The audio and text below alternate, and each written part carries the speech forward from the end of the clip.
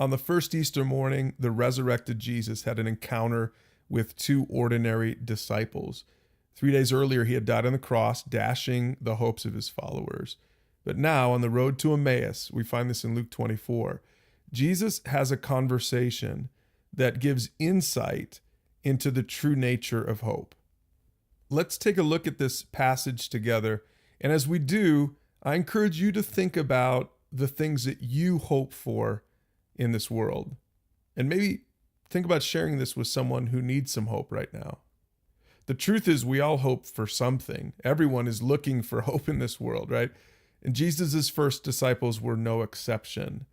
Let's take a look. Luke chapter 24, it says that same day after Jesus had died, he was in the tomb. Two of his followers were walking to the village of Emmaus, and they were talking about everything that had happened. You know, that they'd followed Jesus for 3 years. They saw him forgive the unforgivable and touch the untouchable and love the unlovable, but now he was dead and gone, and their hopes seemed dashed. And so as they talked and discussed these things, Jesus himself suddenly came and began walking with them. But verse 16 says God kept them from recognizing him. And so Jesus said, "Hey, what are you guys talking about?" And they stopped short, sadness written across their faces. And one of them said, "You must be the only person in all of Jerusalem who hasn't heard about all the things that have happened here in the last few days." Remember, they still didn't know that this was Jesus. Now stop and think for a minute about your hopes and dreams, maybe that have been dashed. A job, an investment, a relationship. The truth is, hope is dangerous.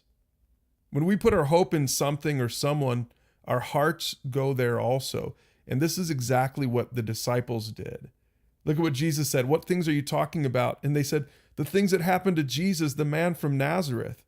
Our leading priests and other religious leaders handed him over to be condemned to death, and they crucified him." And look at what verse 21 says. See if you can relate to this. "We had hoped he was the Messiah who had come to rescue Israel." When Jesus died, his disciples' hope of a restored Jewish kingdom died, right? They thought that Jesus had come to reestablish the reign of David on the earth.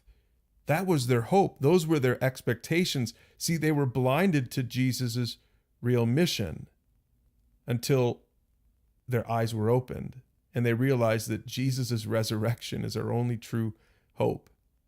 Look at what it says in verse 27. Jesus took them through all the writings of Moses and the prophets, explaining from all the scriptures the things concerning himself. And as they sat down to eat, he took bread and blessed it, and then he broke it and gave it to them. And in verse 31, it says, suddenly their eyes were opened and they recognized him. I love this story because it gives us such a great visual. This Easter, I encourage you to open your eyes to the true hope of the world. We can make the same mistakes that the disciples made 2,000 years ago. It's easy to walk through life and miss the one that we're walking with, Jesus Christ, the hope of the world.